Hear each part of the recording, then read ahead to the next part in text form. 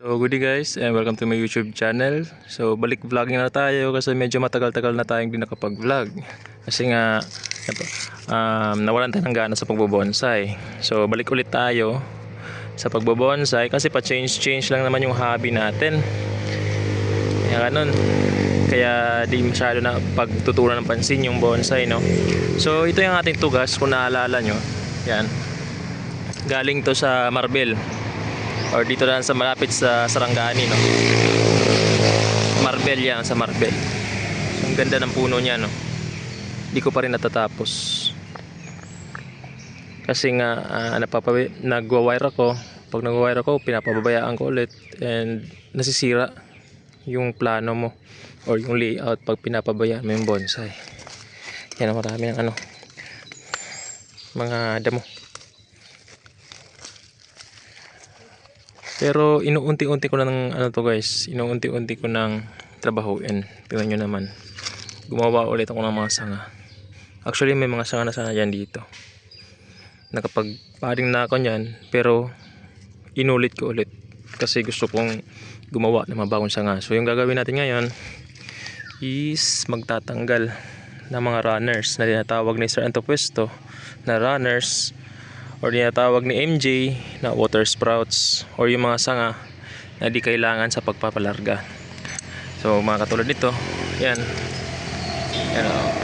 focus, yan, yung naka-wire, yan lang yung kailangan natin. Yung iba, the rest, tatanggalin natin yan para ma-focus yung tubo. Tulad nito, kung ma-focus yung tubo dito, mas lalaki to kasi nagpapalarga ako ngayon. Yan.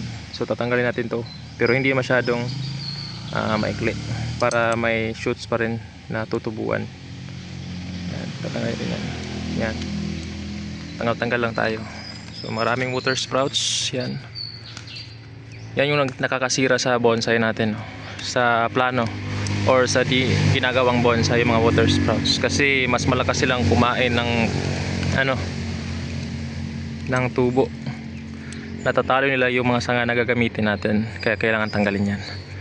So di na ako gagawa ng ng time lapse kasi wala tayong phone holder. So papakita ko lang mamaya yung outcome. Medyo masukal pa siya ngayon kasi nga maraming water sprouts yan, no. Yan, makita nyo yan. Itong sangang to, ito pinapalat ko to, saka dito. Yan. Kita nyo maraming water sprouts. Water sprouts na yung tawag ko dito, yung iba runners, tawag nila runners. Yan, tatanggalin natin yan lahat para ma-focus yung tubo sa mga pinapalarga natin. Yan, tanggalin natin yan lahat. Yan, may kita nyo. May kita nyo na malinis na siya pag natanggal yan lahat. Yan, tingnan natin. Yan, pag natanggal na, yan, malinis na siya.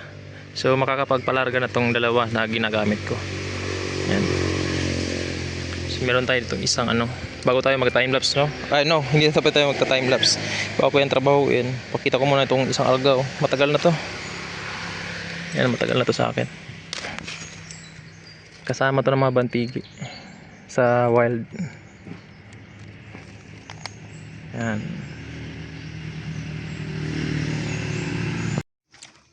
So yan, no? Yan ang yung outcome ng ginawa natin. So may kita nyo, sobrang dami ng mga sanga na di kailangan. So yun yung sisira or magpapatagal sa proseso ng pagbobonsai nyo, no?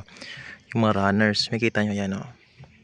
Konti lang yung mga sanga na ginamit ko dyan or yung pinapalarga ko, makita nyo yan. Konti lang yung sanga. Yan, no? 1, 2, 3 yan. 1, primary 1, 2, 3. 1, 2, 3 lang yan. Doon, nagsisimula pala yung 1. Dito, dadagdag ko dito ng isa, 1. Parang 1, 2, 3 lang din yan. 1, 2, 3. Yan, konti lang yan guys. Ito yung first branch. First branch yan, buong first branch. Yung back branch, gumagawa pa ako dito ng back branch. Yan, pinalarga ko yan. Yan, ganyan kalaki. Actually maliit lang yan. Yan, ito yung second branch. Dito banda. Yan, second branch. Ako lang yung palarga din yan. Yan yung apex. Yan. Basic lang. First branch, back branch. second branch, apex, yun lang. Konti lang yan. So next video, gagawa tayo kung paano mag branching, yan, kung paano gumawa maglatag ng branch, kung paano ako maglatag ng branch, no. Yan. Actually 1-2 lang yan, 1-2, pero 1-2-3 pa rin yan pag napalarga ko. So yan, kita-kita tayo sa next video.